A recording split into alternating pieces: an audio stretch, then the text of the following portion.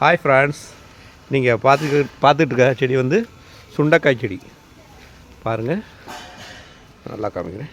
சுண்டைக்காய் பூவு, சுண்டைக்காய் செடி நிறைய வளர்ந்து கிடக்கு. பாருங்கள், ஃபுல்லாகவே சுண்டைக்காய் தான். பார்த்தீங்களா?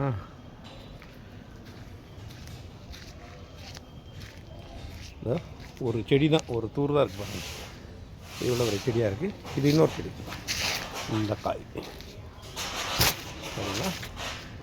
எல்லாம் இருக்குது. இது வந்து நம்ம முருங்கை மரம், நிறைய களை விட்டு வந்திருக்கு. முருங்கை மரம் பார்த்தீங்களா? இது வந்து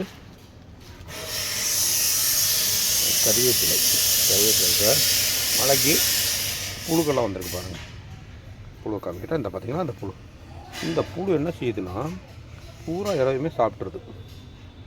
இதுக்கு நம்ம என்ன பண்ணவும் முடிய மாட்டேங்குது. இதை எடுத்து அப்படியே நம்ம கொல்ல வேண்டியதே. மருந்து அடித்தோம்னா நம்ம இந்த இலையை நம்ம யூஸ் பண்ண முடியாது. பார்த்திங்களா? இல்லாட்டி வேப்ப எண்ணெய் வாங்கி இதை தெளித்து விட்டு இந்த புழுக்களை நம்ம கொல்லலாம். வேப்ப மரம் பாருங்கள், பார்த்திங்களா? இது வந்து முருங்கை மரம். இது வெயில் டயத்தில் தான் இது வந்து முருங்கை மரத்தில் வந்து காய் போடும். இப்போ குளிர்காலத்தையோ இல்லை மழை அதிகமாக பெய்கிற டயத்தில் வந்து காய் போடாது. ஒரு வகையான இதில் ஒரு வகையான அரி புளி தான் வரும். பார்த்திங்கன்னா இன்னும் வரலை, வந்தால் அதில் மருந்து அடிக்க வேண்டியிருக்கும். ஓகேவா?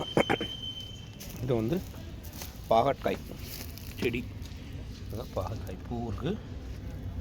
பாகற்காய் மொட்டை விட்டு பார்த்திங்கன்னா இது வந்து பாகற்காய் செடி. ஆமாம், பாகற்காய் இருக்கா, இந்த பழமாயிடுச்சு. ஆனால் அப்பப்போ பிடுங்கி நம்ம குழம்புக்கு எதுவும் யூஸ் பண்ணிக்கலாம், பொரியலுக்கு. அப்புறம் இங்கே இருக்கக்கூடிய செடிகள், ஒரு பெரிய மஞ்சள் மரம் இருக்குது. இதை பாருங்கள், நான் இங்கே வந்தேன்னா அப்பப்போ இந்த மரம் இப்போ வந்து வெட்டி விட்டாங்க. மேலே வயர் போகிறதுனால இதை வெட்டி விட்டாங்க. இது நல்லா பெருசாக கீழே வர இருக்கும். கையாலேயே நம்ம பிடுங்க முடியும் அந்த பழங்களை. நான் நிறைய பழம் இதில் பிடிங்கி சாப்பிட்ருக்கேன். தேங்க்யூ.